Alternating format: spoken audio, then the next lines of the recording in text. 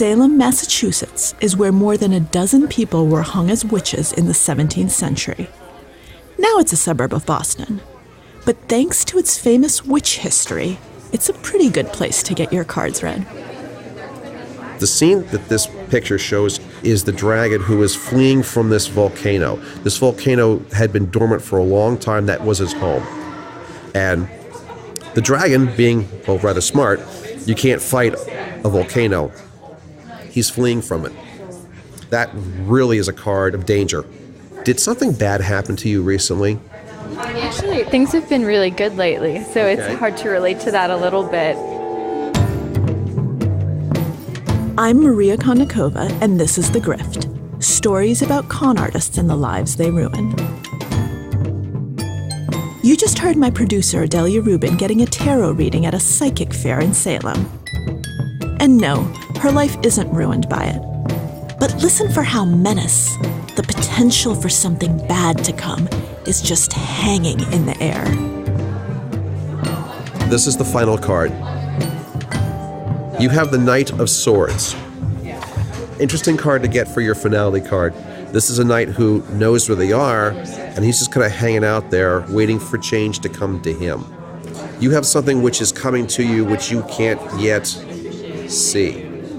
It's a little scary. Tarot cards really don't predict the future. What they really do is they say, here's the course you're on right now, and if you continue to follow down this path. But you have this wonderful magical thing that's called free will. If you don't like the path you're on, you can always change. Maybe you've had your cards read, or your palm read, or on a drunken whim you've entered one of those storefronts with the word psychic spelled in neon in front of dark curtains. The experience can be harmless and forgettable, whether or not you believe in some aspect of the paranormal. But I'm here to tell you about a type of psychic that's not harmless or forgettable. We'll never really know how much money predatory psychics steal every year, but it's substantial. If you've listened to other episodes of my show, then you know that con artists are masters of the subconscious realm. They read the cues we give off. They seek and find the stories we want to hear. They massage our eternal sense of optimism that the future, especially our own future, will be bright and rewarding.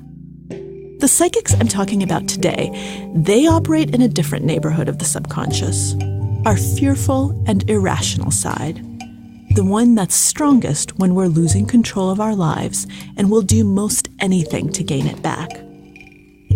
And those who take advantage of that emotional upheaval, they have an especially powerful asset on their side: shame. Because their victims often seem so unbelievably gullible to the outside eye. Few people have sympathy for them. You might even feel yourself losing your patience as you listen to the story I'm about to tell. Seriously, you might ask, how could anyone fall for that? Just remember, that very question is a gift we all give the predatory psychic. They know that superstitious behavior can look and sound ridiculous, that visiting a psychic may seem desperate. As far as the psychic is concerned, the more ridiculous and desperate, the better. The shame of the victims keeps the con artist's crime in the shadows that much longer. I had a woman call me, and she said, Bob, she says, I gave away $90,000. This is Bob Nygaard. He's a private investigator, and he's talking about one of the many, many calls he gets from people defrauded by psychics. This call was probably the most dramatic. It's my money that my husband and I were going to send our daughter to college with. And no one in my family knows. And I'm going to have to go home, and at some point I'm going to have to break the news to them that the money is gone. And I don't know how I'm going to explain that I gave it to a fortune teller. The next thing I know, she started crying and she was sobbing uncontrollably.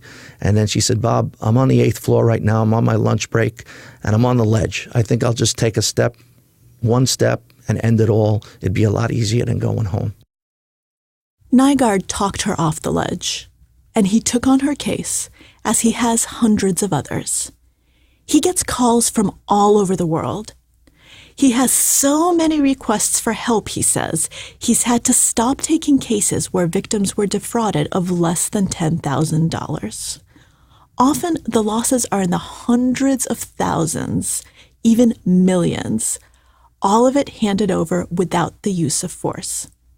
And that's the problem. I've never seen a group of victims so maligned as the victims of fortune-telling fraud, because they go into a police station, they say, hey, I was ripped off by a psychic. And the first thing the cop does is roll their eyes and say, you've got to be kidding me. This makes Bob Nygaard mad, because for 21 years, he was a New York City cop. Now, in his semi-retirement, he's on a one-man mission to get psychic grifters locked away. In fact, whenever you hear about a psychic fraud case being prosecuted, chances are Nygaard is the one behind the case. I have to tell you, he's really into his private eye persona. Nygaard's a mountain of a man, over 6 feet tall, kind of burly, wears a goatee, and a signature fedora. If you saw him in black and white, you'd think you were looking at a detective in a noir film. More likely, you've seen him on the TV news in some lurid segment about psychic crime. So he's a showman. But as a PI, Nygaard really does rip the purple velvet curtains from your average psychic scam to reveal the criminal pattern underneath. Very often it starts off for a $20 reading, and then next thing you know, I have to do a deeper meditation in order to get to the root cause of the problem. The problem is something the victim has talked about or alluded to, or that the psychic unearthed by dropping plenty of hints and watching for telltale reactions. The psychic seems to know so much more that hasn't been revealed, and it's usually a she, is very alarmed. So alarmed that she needs to take the problem to a higher power. I have to go to the altar. I have to talk to my superior, Father John. I have to go into meditation and prayer. Because there's a curse, and it's somehow related to money. And, money is the root of all evil. And that's how it begins. The psychic might ask for some of the cursed money to keep in a jar for a time while the prayers do their magic. Of course, the client can have it back at any time, just for the asking.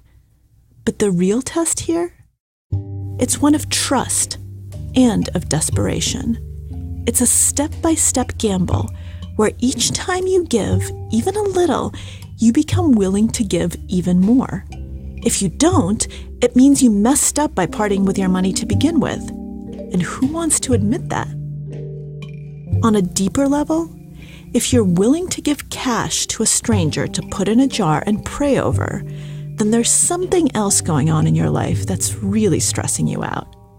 And that something else is something that can be taken advantage of. You see victims that are given a diagnosis that they have cancer, or that their loved one has cancer, or their husband leaves them for another woman, or their wife leaves them for another man, or their boyfriend or girlfriend breaks up with them, or they have a child that has autism. To make things even more disturbing, not all psychic fraudsters lie in wait like a spider with a crystal ball. Some are out on the hunt for the perfect mark. Oh, hi, Maria. How are you? It's my pleasure to speak with you because, as I mentioned before... This is Lyla. She's one of Bob Nygaard's current clients. And her story shows how easily any of us could be the right person in the wrong place, giving off exactly the kind of signals that can make us easy prey. A few years ago, Lyla was just another foreign student struggling to get by in Southern California. She'd been admitted to a master's engineering program at USC. Yeah, very excited because this is my dream since I was a little girl. Lyla had a sheltered upbringing as an only child of well-off parents in Wuhan, China. And though she was thrilled to come to America at the age of 25, she quickly found LA overwhelming. The culture was completely new to her, and she struggled with the English language, which makes every aspect of life more difficult. Her coursework, university bureaucracy, even basic things like ordering lunch. To make matters worse, her parents only seemed to care about one thing: They only care about if you can find the boyfriend or the fiancé here. If you can't, just go back to China, get someone and marry. This is a very, very traditional concept or traditional rules. But Lyla's biggest problem was, and still is, her immigration status. She wanted to stay in the U.S. after graduation, but she couldn't do that unless she got a job that would sponsor her for a visa. So first, she needed an internship. It's also hard for me because it's my first time to look for a job in my life. Lyla managed to get an interview, but it was across town in Santa Monica, and she couldn't drive, so she took a ridiculously expensive taxi. And once she got there, she found out she didn't even want the job. Lyla was utterly dejected and stranded out in Santa Monica. So she wandered into a mall. It wasn't just a matter of what we'd call retail therapy. It was actually a way of getting back home. You see, Lyla says that where she's from, it's common to approach strangers at malls to ask for a ride back to your house. People do it all the time, and no one looks askance. Lyla says she doesn't come from a culture of hitchhiking fright. For her, this was the natural way to save money on another excessive cab fare. And that's when she encountered a woman who called herself Psychic Faith. She said hi, and she's speaking. And she said, my shoes looks very nice. So this catch my attention, and I started talking with her. Here's Bob Nygaard again. And they started talking about the Japanese style of dress, and Psychic Faith said, oh, I was born in Japan, to like create a kind of a bond with the victim. Faith wasn't Japanese, but she already knew a lot about her mark. She was practicing what's called a cold reading. A cold reading is where you basically walk up to somebody cold for the first time, you size up what they're wearing.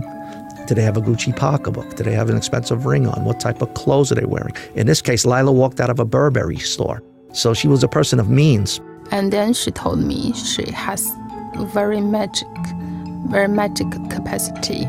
And Psychic Faith proceeded to tell her that she wanted to give her a reading. And she gave her a reading for a nominal fee. I believe it was $20. And then she said she needed to do a deeper reading. And she touched my hand. Then she said, now I was in a very difficult time in my life. And she also kept asking me, do I believe God? Do I believe God? And she told me she's a Christian.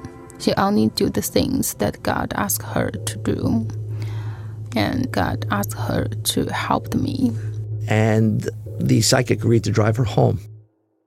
This complete stranger doesn't just offer her a ride home, but peppers that ride with readings and questions of faith. You'd think Lyla's alarm bells would be going off. And they were. But she chose to ignore them. I think I just worry too much. Because she's a Christian, I think she's good. I think this time I just met a very nice person that I can trust. Psychic Faith is friendly. She takes an interest in Lyla. And Lyla could really use a friend. She feels listened to, understood, supported, for the first time in a while. They exchange phone numbers, and Psychic Faith starts contacting her. She keep texting me with very attractive words to make me feel she is my family. She can take care of me here. The psychic just weaseled her way into her life and introduced her to her family, to her daughters. Her real daughters? Yes. And, and said, oh, look, would I introduce you to my family, to my daughters, if I was doing anything wrong? So Psychic Faith offers Lyla a surrogate family and emotional support. And after meeting a few times, she proposes an elaborate ritual to improve Lyla's life. And she told me why I always let my parents down, why I can't find a boyfriend or fiancé. Because there's a curse of my family. There's a curse. And she has to use the money to help me to remove this curse. She asked me for $600. Psychic Faith says the $600, it's for the ritual. She promises to give the money back to Lyla after the curse is removed. First, she just needs to buy some grapefruits. Why? We'll find out after the break. Back to our story of psychic fraud and grapefruit. When we left off, the young Chinese grad student Lyla was told to buy 2 grapefruits and then just put them under her bed for a while. Quite a while. Lyla all but forgets about them. Then Psychic Faith calls them in. One day she asked me to bring this grapefruit to her. These rotten grapefruits. And she said something to this grapefruit, some very strange word. I don't know. And she stepped on this grapefruit with her feet to smash it. She smashes the grapefruits open, and there's something black inside. And she said this is the evil. From this ritual, she got a very bad message from the God. Faith ascribes the black matter to the curse, not the rot. But Lyla buys it. Remember, this is a person in a strange country with no friends. Her curse, Faith tells her, is worse than she thought. It seems plausible to Lyla, who's feeling more than a little cursed. Psychic Faith asks for $2,600, and again she promises to give it back later, after the curse is lifted. When Lyla hesitates, Faith reminds her that she was sent by God to break this curse. And not to put too fine a point on it, Faith also warns what will happen if Lyla doesn't comply. She was told, if you don't give me money, someone that you love will die in an auto accident. If you don't give me money, your parents will die of cancer. As before, Lyla hands over the money. And you know what? Her life does begin to change. She starts dating a guy in her class. It seems like a tiny miracle. Faith, of course, takes full credit for the relationship, that Lyla would never be dating had it not been for the interventions. But Faith goes a step further. She tells Lyla that this guy is her soulmate and her only shot at marital bliss. If she messes up, she will be alone forever. And Faith says, the curse is threatening to tear them apart. Faith needs to take a more active role to make sure nothing goes asunder. With Faith's meddling, it doesn't take long for the relationship to end. But it's not Faith's fault. It's the curse. Just like she used the relationship's beginning, she now uses its end to squeeze even more money out of Lyla. It's now well beyond $10,000.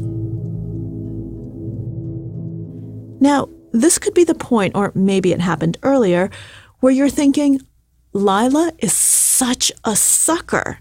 What is wrong with her? Is she an idiot? I talked with her for a long time. No, she is not an idiot. She's intelligent, sensitive, introspective. People think, well, just because someone's gullible, it's a reflection of their intelligence. And it is not. I have clients that are doctors, that are lawyers, that are college professors. All they have in common is being at a really low point in their lives. So low that even something like a rotten grapefruit seems to make sense. I have been gone through a very great depression. I can't sleep all the night. I can't sleep. And I think I lost all the hope. I think in my life, I only have her. To Lyla, it seems like the only good thing in her life is Psychic Faith. She keeps giving her more and more money, now thousands at a time. Faith continues to characterize all this as a spiritual loan, all money to be returned once the curse is lifted. The real truth is that by this point, Faith has even managed to get Lyla to show her bank statements, so she knows exactly how much money Lyla has on hand.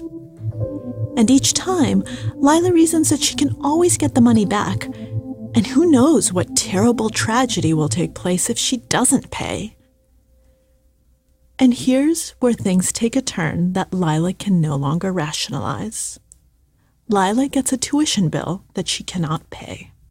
I told her I really need my money back to pay my tuition, to pay my bills, everything. And I can't ask my family for money. How much money did you end up giving her over time? This was a pretty good amount, right? Yeah.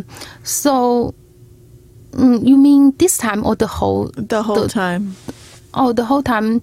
I think she scanned me 180,000.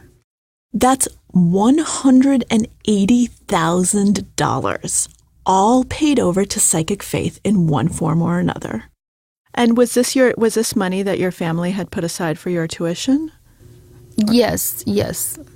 So you gave her the money that you were going to be using for school? Yes. Pretty soon, Faith realizes that she's starting to lose Lyla. So she changes tactics. Before, she isolated Lyla as much as possible. Now, she encourages her to go back to China and visit her family for winter break. It's only once she's back home, separated by an ocean from the psychic, that it finally hits Lyla. She's been conned. It's been 9 months since she first met Psychic Faith.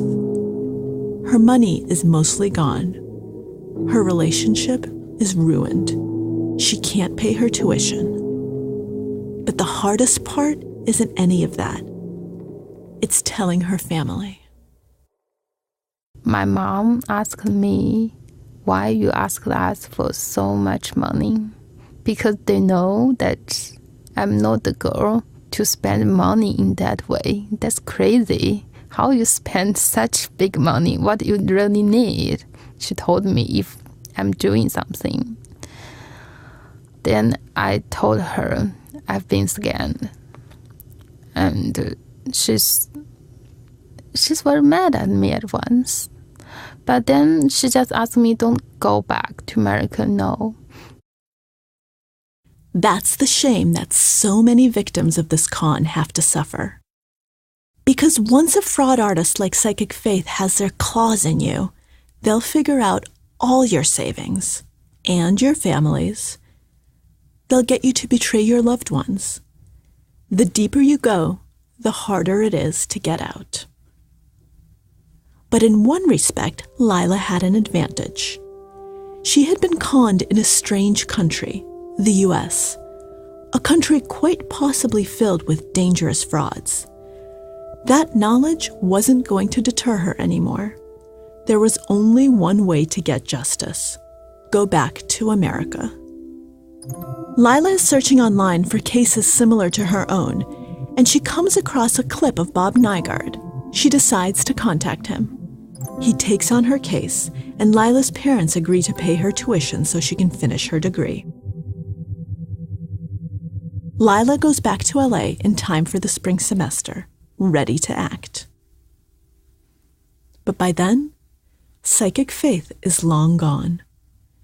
She hasn't become such a successful con artist by sticking around when things turn south.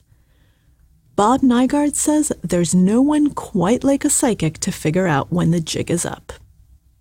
They move around the country and they change their name, they change their hair color, they change their date of birth, their social security numbers. So really identifying them is one of the key things that you have to do when you start a case.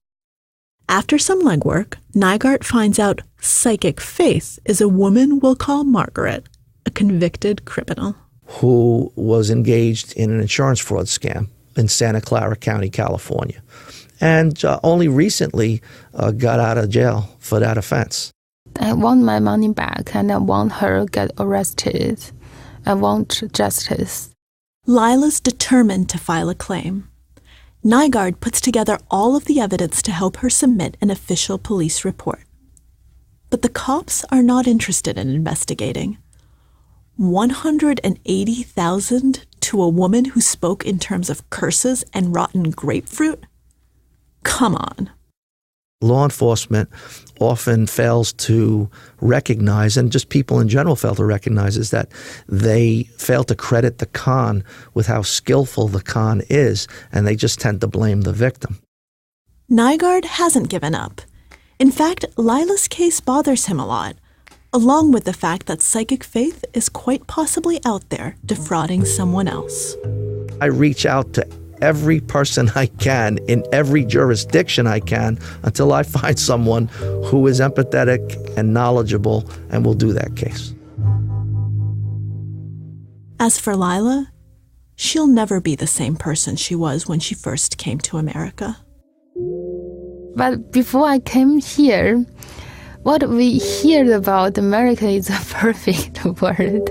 People are so nice. They're very polite. They like to help people.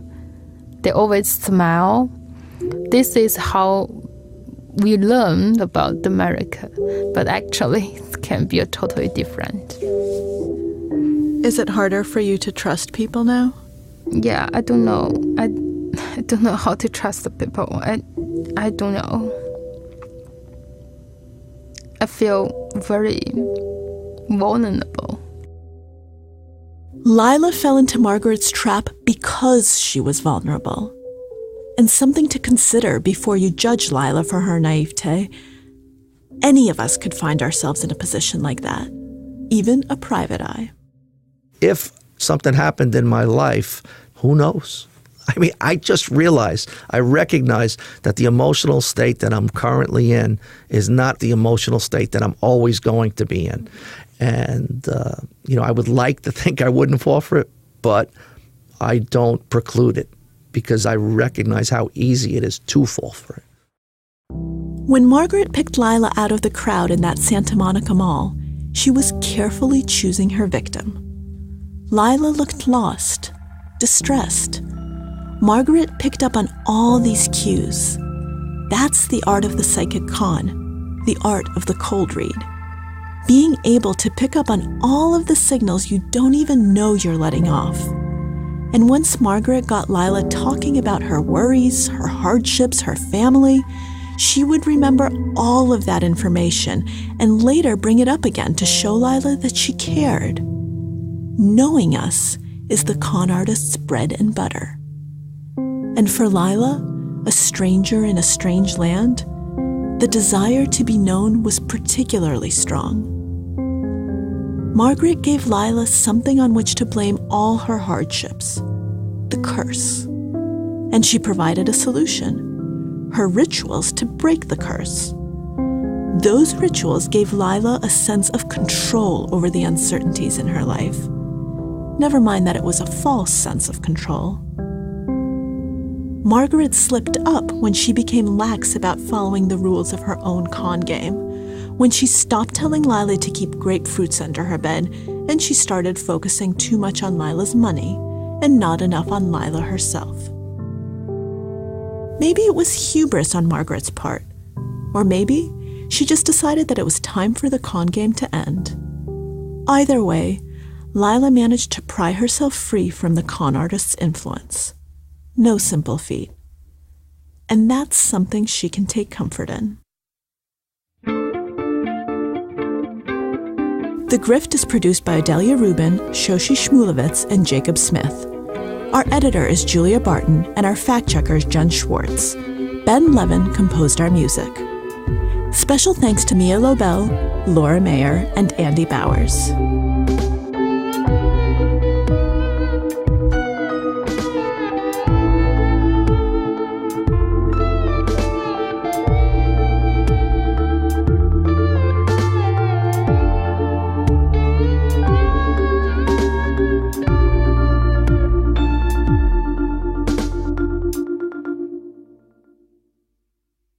The Pinna app has hours and hours of great ad-free audio for kids.